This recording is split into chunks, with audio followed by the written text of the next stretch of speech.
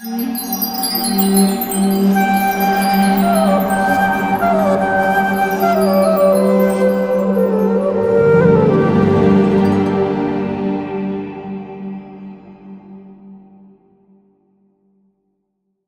name is Mahamaya Devi Dasi, and I joined the movement in January of 1971, got initiated in New York in July of 71, and the first time I came to India was for the Gurpurnim festival of 75.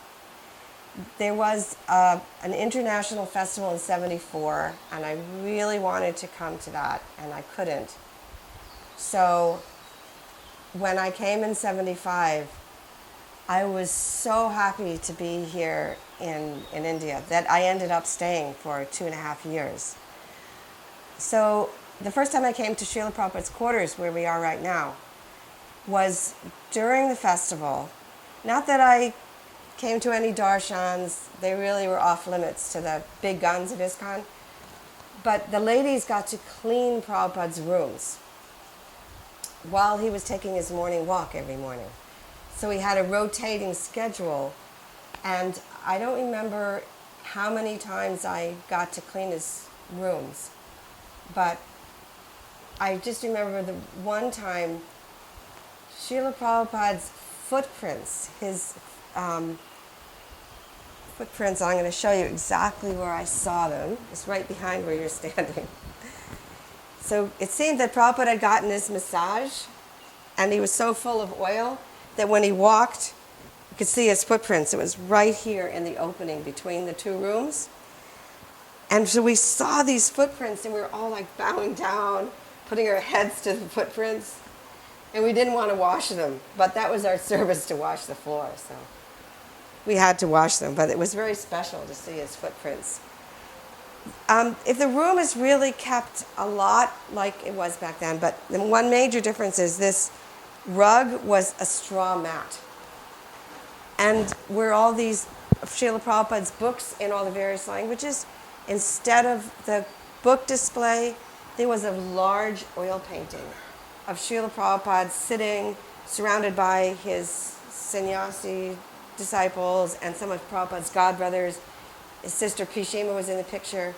It was probably made from a photograph of an event here in Mayapur. And it was huge. It covered this whole wall. But really it's the same. One more thing is these shelves weren't enclosed in glass. Now we have all of Prabhupada's books and his paraphernalia, his cooking paraphernalia, and different personal items are there. But it was open before, and it was various things were on the shelves. The Panchatattva were there. Maybe not as nicely dressed as they are today. And all these paintings on the wall were here. And Prabhupada would always take his old garland from the day before, and he would tell his servants to hang them on the pictures. So we would see garlands on these pictures. Well, this one, my husband's sitting in front of this carving. And there's a whole history, I guess, to these pictures, which I don't know. But this beautiful wood carving, that would be one of the first ones to have a garland. Also, they have Prabhupada's original Grundig tape recorder, his dictaphone. But when Prabhupada was here, there'd be way more paraphernalia on the desk. And one of the things we would do when we would clean was to really make sure we put everything back exactly where we found it. And I think one girl had that specific service. So, like I said, I cleaned his rooms a couple of times during the festival, but then the festival went to Hyderabad, then to Vrindavan, and I ended up getting permission to stay in India, so I stayed in Vrindavan. And then, it's a long story, but I ended up back here in Mayapur in November of 75. So that was 6 months later or so. So at that time, I decided that I would go to Prabhupada's darshan every night. So he had darshan here at 5 o'clock in the evening, and the temple room was the first floor of the Lotus building. We could hear everything that was going on in the temple room. If there's an offering going on, if there's an arti going on, we could hear it loud and clear. So the darshan would go from 5 to 6. It was a 6 o'clock arti. Prabhupada's darshan kept on going, but he would tell all his disciples to go to the arti. So would have to leave. But I just wanted to show you that, like, this little corner kind of was like the women's corner. And after Prabhupada was here, so Prabhupada came, so I came here in November, but Prabhupada came in early January. I don't remember the exact date. And within a week of his arrival, his sister Pishima came. And I got to be her servant. So she wanted to come to the darshans. And she would usually take these bolsters and pile them up a little bit, like take 2 of them and then sit on top of that. And this really became, where we would sit. But I already had decided, before she even got here, that I was going to go to every darshan, because I had opportunities in Vrindavan, and I chose to clean Prabhupada's rooms instead of going to the darshan. And then I also had opportunities in Bombay, and I went only once. So then I decided, I'm just going to get the nectar. It's just not going to last forever. I'm going to come every night. But I felt a little guilty because one of my first temple presidents was Damodar Das in Washington, D.C., and he had this philosophy that you don't gawk at the spiritual master. You know the word gawk, like stare? His philosophy is we're supposed to serve. So that was much more pleasing to serve. So I felt like coming to darshan was in that category of just gawking, and it stopped me, from going to those darshans. And then here, I was like, I'm going to get the nectar. But when Pishima came, and she wanted to come every night, so then I had a good excuse. And like I said, she would come and sit here, and usually the darshans were in English. Occasionally, we had a guest. It was very rare that any guest would come to Mayapur.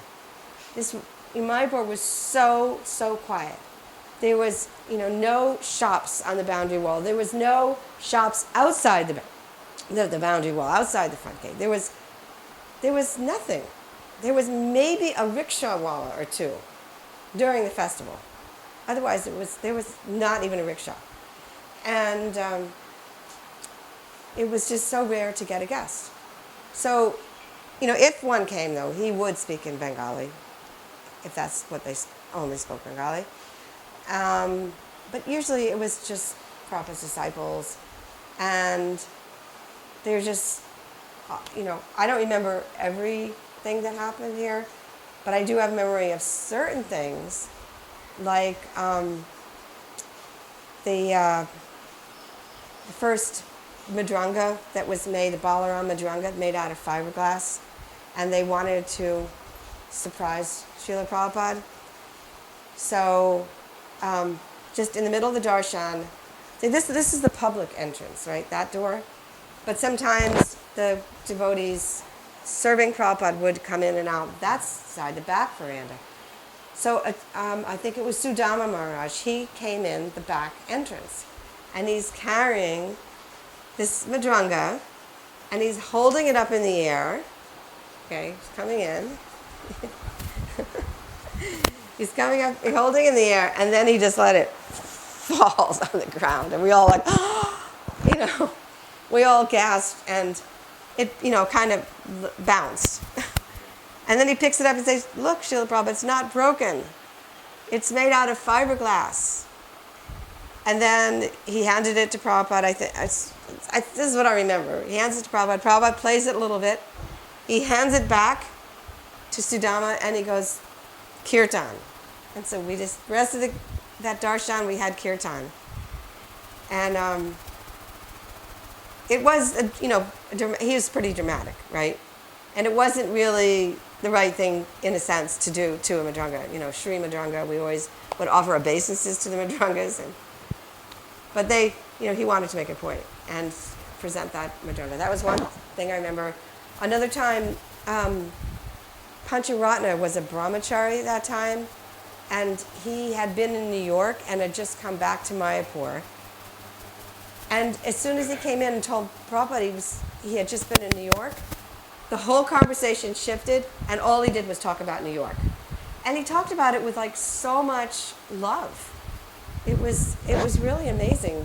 He was talking about Times Square, and I don't remember what else you remember, but it was so incongruous for me because I was born in Manhattan, raised in a suburb of New York, had spent most of my devotional career in the United States was in New York.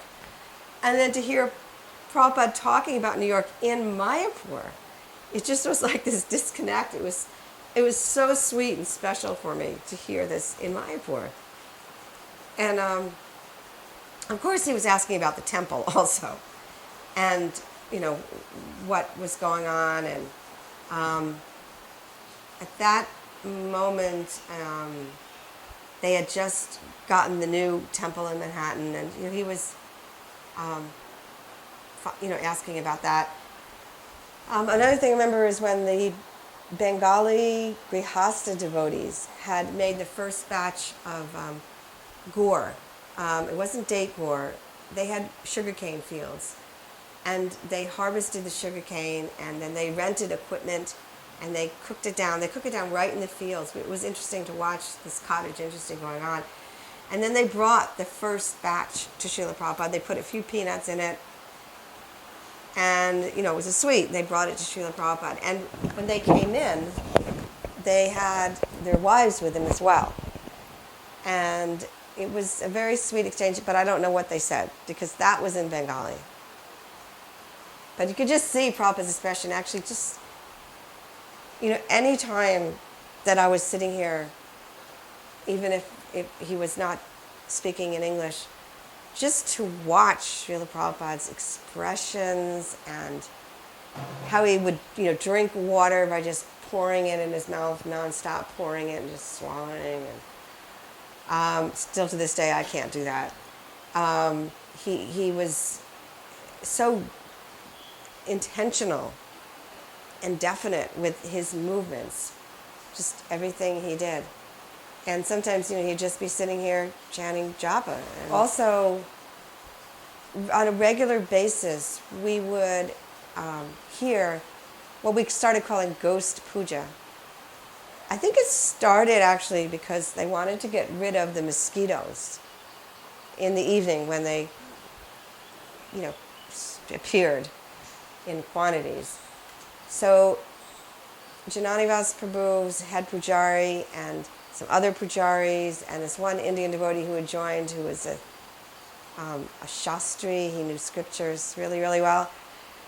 The group of them would start at the top floor and circumambulate the whole floor. They'd be the Indian devotee, Shastri, Ananta Shastri, I think his name was, he would be blowing the conch shell. Actually, I heard Jananivas was saying he had 2 conch shells, blowing them simultaneously. They would be ringing bells, offering incense. They have an Achman cup and sprinkling water in all the doors and the windows, and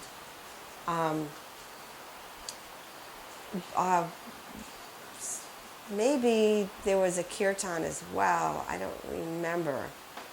But it would get louder and louder as, they would circumambulate one floor, then they'd go down to the next floor, circumambulate. They had several charcoals in a holder, and they would put frankincense on it, and it would really billow with lots of smoke. And then they would fan it so that there'd be more smoke. And that was, helpful with the mosquitoes, and it was, smelling very nice. And so when they would get down to this floor, second floor, then they would, I remember them coming in. They would come in and fill the room with smoke. And then I remember, like I said, the conch shell, this devotee would blow it nonstop, so Prabhupada would be funny. Sometimes he would just listen, and then, okay, enough. Because they, wanted to be able to talk again. And then they would leave and continue on their rounds. it was a very, very transcendental feeling, being in here at night, as it's getting dark, between 5 and 6 it would get dark. It was winter time, January, February. And it was just very special to be here with Srila Prabhupada.